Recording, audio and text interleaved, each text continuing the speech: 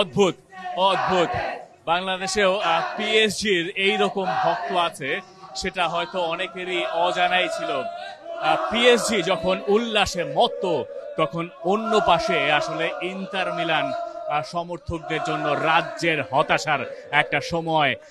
Lautaro মার্তিনেজকে আমরা television স্ক্রিনে দেখছি, হাঁটু গেড়ে বসে আছেন। কি বা করবেন এই ফাইনাল এমন ভাবে হারের পরে, আর বোধহয় বলার কিছু থাকে না।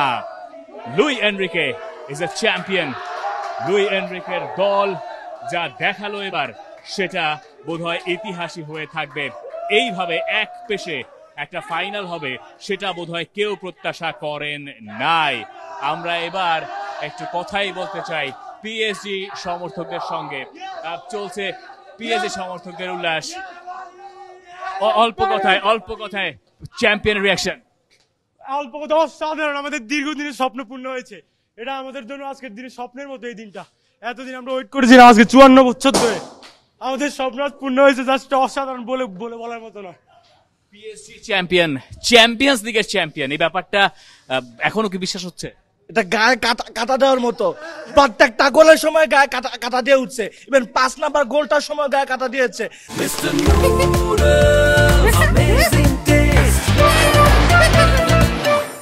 আমরা মানে এত বছর ধরে এত ট্রল, এত লাঞ্ছনার শিকার হয়েছি, আজকে আমরা জবাব দিয়ে দিয়েছি। তাও একটা না, 5টা গোল আমরা চ্যাম্পিয়ন্স লিগের ফাইনাল জিতেছি। সকল ট্রলের জবাব আমরা দিয়ে দিয়েছি। PSG champion.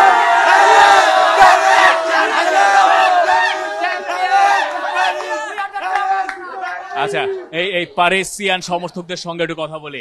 আপনি তো আবেগে ভেসেই যাচ্ছেন। অবশ্যই, আমরা বহু অপেক্ষার অবসান হয়েছে আমাদের। আমরা তো অবশ্যই আবেগে ভেসে যাবো। কেমন লাগছে? অসাধারণ লাগছে। আমরা ফাইনালটা জিতেছি রাজার মতো বেশি, রাজার বেশি। 5টা গোল দিয়েছি ইন্টার মিলানকে। অথচ 5 ম্যাচ বাকি, 5 ম্যাচ পরে, লিগ ফেজের 5 ম্যাচ পরে 25 নম্বরে ছিল পিএসজি। তখন চ্যাম্পিয়ন্স লিগের নকআউট ফেজে ওঠাটাই কঠিন হয়ে যাবে বলে মনে হচ্ছে, নকআউট ফেজে যাওয়াটা। সেই পিএসজি এখন চ্যাম্পিয়ন। এই ফিলিংটা অসাধারণ ফিলিং। ম্যান সিটিকে হারানোর পর, কামব্যাক করার পর থেকে আমরা ইসিএল ফাইনাল জিতেছি।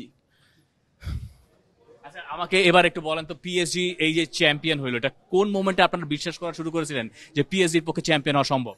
দেখুন, দ্বিতীয় যে গোলটাও যখন হয়েছিল, খেলা যেহেতু 90 মিনিটের, সো যে কোনো সময় খেলা ঘুরতে পারে। আমি আপনাকে একটু আগেও বলেছিলাম যে অ্যাস্টন ভিলার কথা। আপনি জানেন যে বার্সা 2 থেকে 3 মিনিট তাদের ডিফেন্সটা ধরে রাখতে পারেনি, যার জন্য আজকে ইন্টার এইখানে।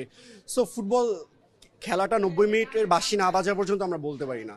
সো যখন আমরা দেখলাম যে মানে খেলাটা 70-80 মিনিটে চলে এসেছে, তখন আমরা বুঝতে পেরেছি হ্যাঁ অবশ্যই যে ক্লাবটা 1970 সালে মানে যেটা তৈরি হয়েছে, এত বছর পরে এসে 2025 সালে এসে যে ক্লাবটা এত সুন্দর একটা দিনের জন্য অপেক্ষা করেছিল, পেয়েছে আজকে চ্যাম্পিয়ন্স লিগ ফাইনালের মর্যাদা, চ্যাম্পিয়ন হওয়ার মর্যাদাটা।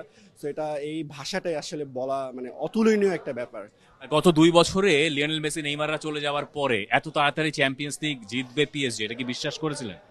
দেখুন, নাসির আল খেলাইফি দেরি করে হলেও বুঝতে পেরেছেন যে ওনার দলটা একটু ইয়ং এর দিক থেকে যদি উনি বিল্ড আপটা করেন, তাহলে সব জায়গায় 11টা প্লেয়ার যখন আপনি অ্যাটাকেও থাকবে, 11টা প্লেয়ার ডিফেন্সেও থাকবে।